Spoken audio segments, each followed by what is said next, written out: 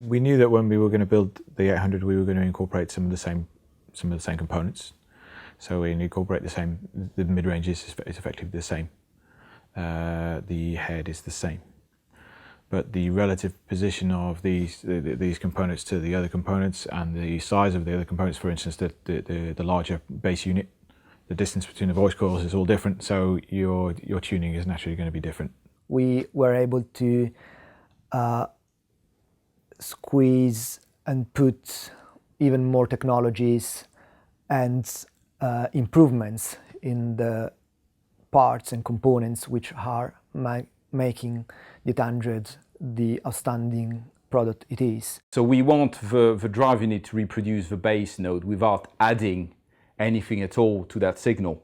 So reproducing exactly the harmonic content of the original music. So in order to do that, you have to be very linear.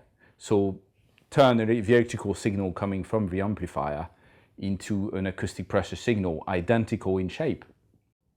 The balance between the size and the sensitivities of all the units are finely tuned to get a performance which is the best you can extract from those drive units. We had the aerofoil on the 8-inch on the 802, but now we've got the aerofoil technology on the 10-inch, and having two 10-inches is a good place to be if you want to get a good extension. We have improved the breakup frequency for the use of the aerofoil cone. We have improved the distortion by both using the aerofoil cone and linearizing the motor and the suspensions. This new drive unit, even though it's the same diameter as the previous generation, has been completely redesigned. So it's new cone, new suspension, new mode system, new coil.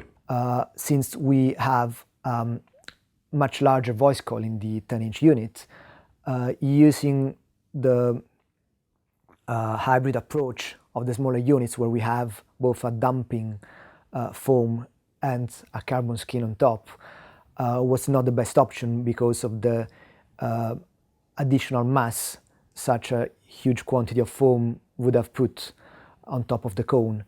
And instead of going for a hybrid approach, we were, let's say, faithful to the sandwich philosophy, and we developed on purpose a sandwich dust cap, which is basically replicating the aerofoil structure, being a carbon skin, syntactic foam, carbon skin sandwich structure.